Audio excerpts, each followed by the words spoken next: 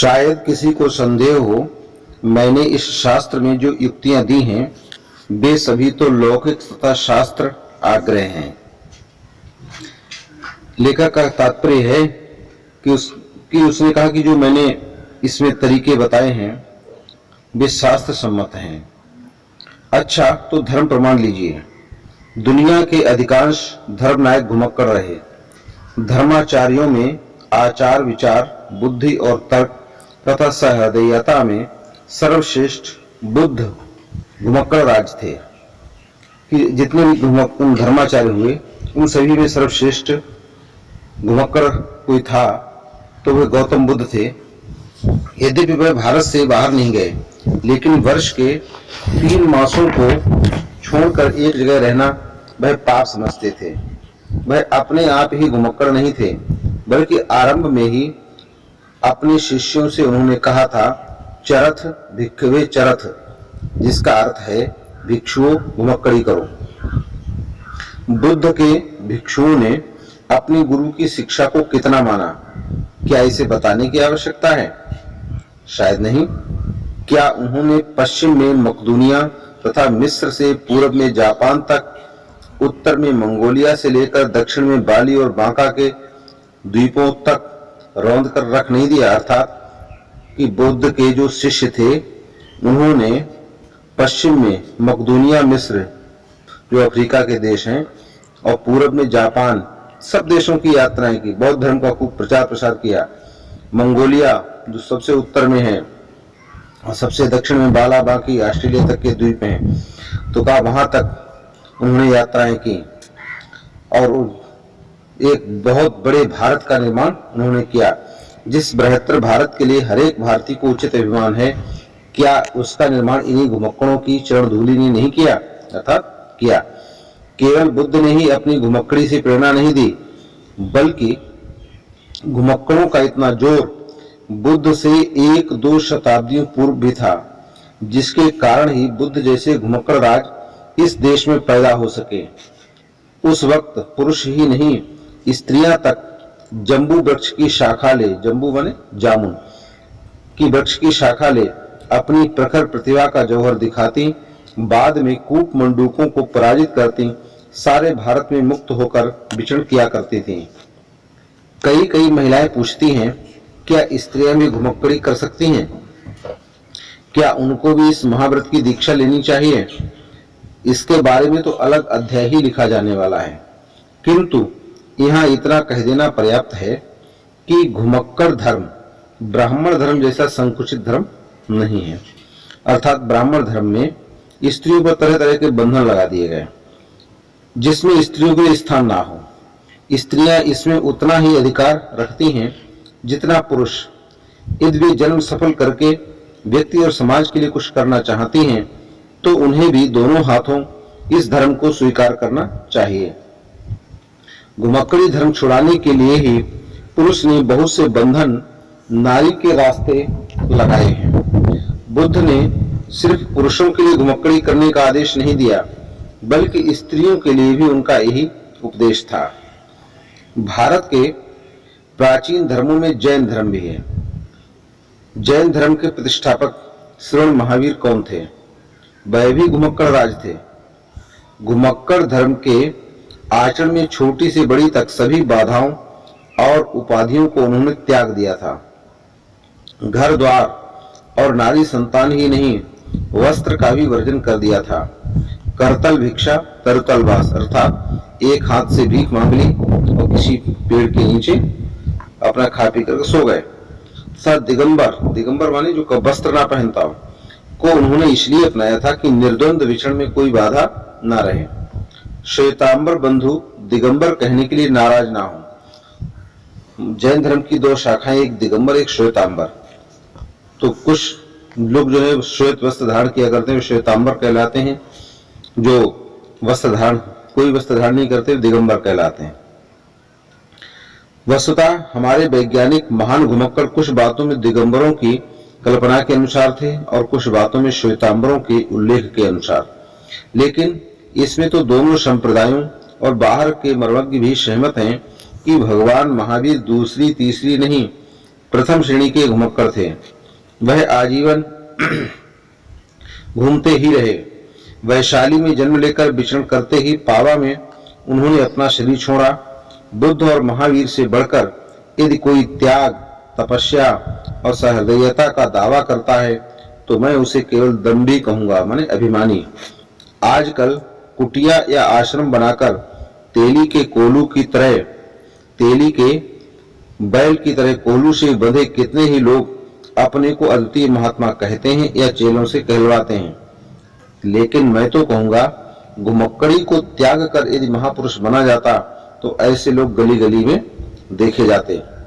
तात्पर्य है कि जैसे तेली का बैल कोलू के चारों तरफ घूमता रहता है, वो कहीं आता जाता नहीं, लेकिन कुछ लोग अपने को इस तरह से प्रचारित करवाते हैं कि उनसे बढ़कर के संसार में दूसरा कोई है ही नहीं।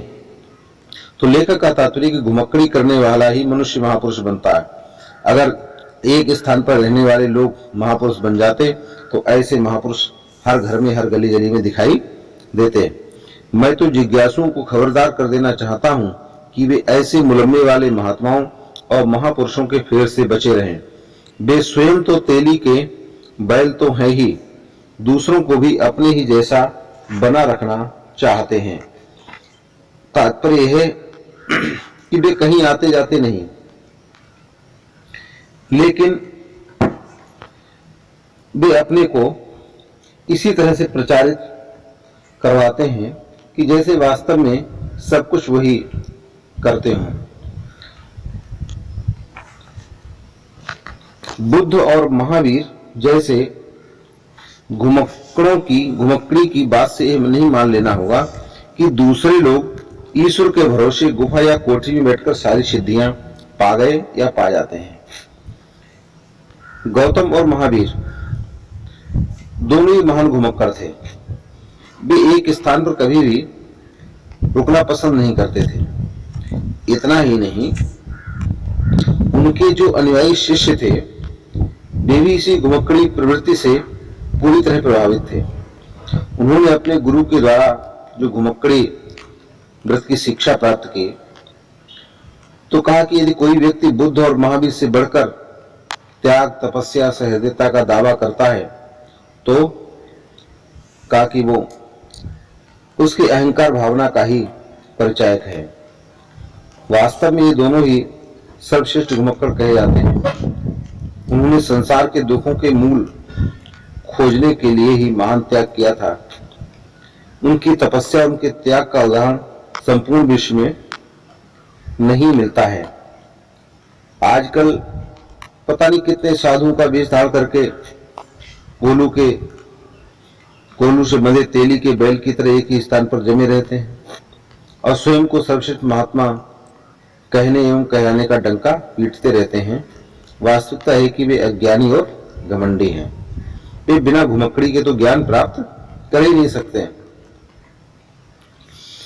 तो क्या जो लोग ईश्वर के भरोसे गुफा कोठी बैठकर सारी सिद्धियां पा गए या पा जाते हैं, अगर ऐसा होता तो शंकराचार्य जो साक्षात ब्रह्म स्वरूप थे क्यों भारत के चारों कोनों की खाक छानते फिरे? शंकर को शंकर किसी ब्रह्मा ने नहीं बनाया, उन्हें बड़ा बनाने वाला था यही घुमक्कड़ी धर्म। शंकर बराबर घूमते रहे। आज केरल देश में थे तो कुछ ही महीनों बाद मिथिला में और अगले साल कश्मीर या हिमालय की किसी दूसरे भाग में। शंकर तरुणाई में ही शिवलोक सिधार गए, किंतु थोड़े से जीवन में उन्होंने सिर्फ 3 भाष्य ही नहीं लिखे। अपने आचरण से अनुयायियों को घुमक्कड़ी का वह पाठ पढ़ा गए जो आज भी उनके पालन करने वाले सैकड़ों मिलते हैं। वास्को डिगामा के भारत पहुंचने से बहुत पहले शंकर के शिष्य मास्को और यूरोप तक पहुंचे थे। उनकी साहसी शिष्य भारत के चारों धामों से ही संतुष्ट नहीं थे, बल्कि उनमें से कितनों ने जाकर बाकू, ये एक रूस में स्थान है, वहां धूनी रमाई थी। एक ने पर्यटन करते हुए बोल्गा तट पर निजी नोवोग्राद के महामेले को देखा। अर्थात जो उनके शिष्य थे वे निरंतर घुमक्कड़ी करते रहते थे और वास्को डी गामा जब भारत में आया था का उसके आने से बहुत पहले ही उनके शिष्य दूर दूर तक संसार के कोने कोने तक पहुंच गए थे। यहां तक कि उनमें से कई एक रूस में एक जो बाकू स्थान है वहां तक उन्होंने अपने धाक जमाई थी, वहां तक वो पहुंचे थे जहां आजकल पहुंचना बड़ा ही कठिन है। रामानुजाचार्य, मध्वाचार्य, वैष्णवाचार्य के अनुयायी मुझे क्षमा करें यदि मैं कहूं कि उन्होंने भारत में कूप मंडूकता के प्रचार में बड़ी सरगर्मी दिखाई, तो भला हो रामानंद और चैतन्य का, जिन्होंने कि पंख के पंकज बनकर आदिकाल से चले आते महान घुमक्कड़ धर्म की फिर से प्रतिष्ठापना की, जिसके फलस्वरूप प्रथम श्रेणी के तो नहीं किंतु द्वितीय श्रेणी के बहुत से घुमक्कड़ उनमें पैदा हुए। ये बेचारे बाकू की बड़ी ज्वालामयी तक कैसे जाते? उनके लिए तो मानसरोवर तक पहुंचना भी मुश्किल था। इनमें तीन आचार्यों की बात कही गई, एक रामानुजाचार्य, मध्वाचार्य और वैष्णवाचार्य। तो लेखक का तात्पर्य है कि इनके जो अनुयायी हैं वे मुझे इस बात के लिए क्षमा करें क्योंकि भारत में कूप मंडूकता के प्रचार प्रसार में इन तीनों आचार्यों का बड़ा योगदान था। लेकिन दो आचार्य ऐसे हुए थे जिनमें रामानंद और चैतन्य महाप्रभु, जिन्होंने इन तीनों आचार्यों को धता बता करके जो घुमक्कड़ धर्म आदिकाल से चला आ रहा था उसकी प्रतिष्ठापना की, जिसके परिणाम स्वरूप गौतम बुद्ध और महावीर जैसे घुमक्कड़ तो पैदा नहीं हो सके, लेकिन दूसरी श्रेणी और तीसरी श्रेणी के बहुत सारे घुमक्कड़ उनमें पैदा हुए। अब ये बेचारे बाकू तक कैसे जाते? तो कहा कि बाकू जो रूस का स्थान है वहां बहुत अधिक ठंड पड़ती, बहुत अधिक ठंड पड़ती है। लेकिन इन जो दूसरी श्रेणी घुमक्कड़ थे इनके लिए तो मानसरोवर कैलाश तक जाना ही मुश्किल था। कारण क्योंकि ब्राह्मण धर्म में छुआछूत की भावना को बहुत अधिक भर दिया था कि जैसे कहा अपने हाथ से खाना बनाना, मांस अंडे से छू जाने पर भी धर्म का चला जाना, हाड़ तोड़ सर्दी के कारण और हर लघुशंका के बाद बर्फीले पानी से हाथ धोना,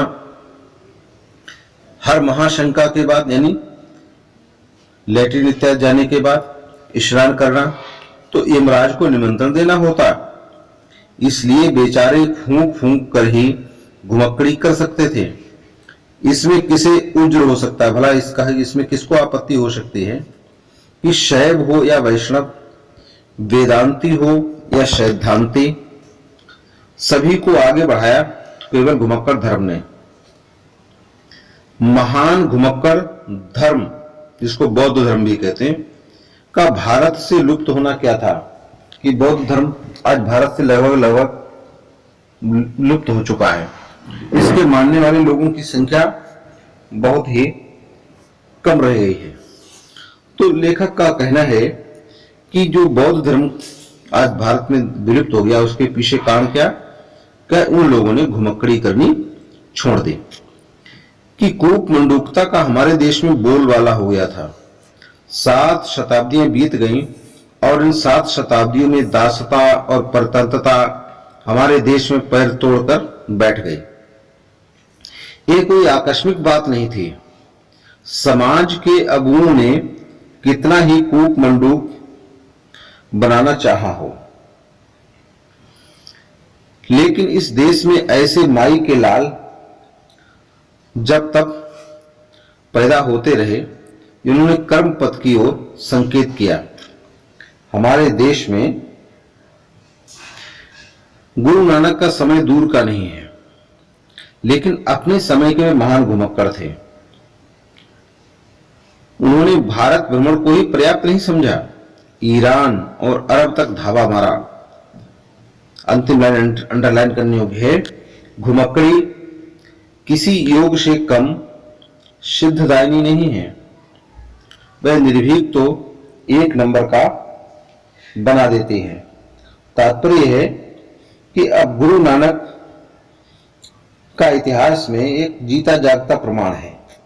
वे अपने समय के महान घुमक्कड़ थे। उन्होंने न केवल भारत को भ्रमण किया बल्कि दूर दूर के जो देश है, अरब, ईरान, इराक, इन सभी देशों का भ्रमण किया।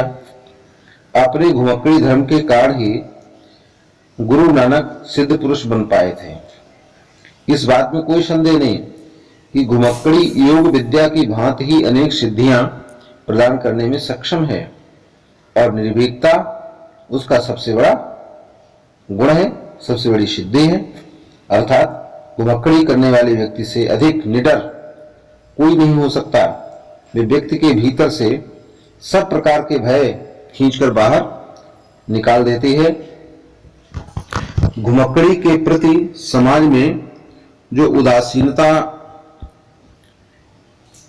की भावना और उसका दुष्परिणाम जो जागृत हुआ, उसके कारण ही बौद्ध धर्म इस भारत से विलुप्त हो गया।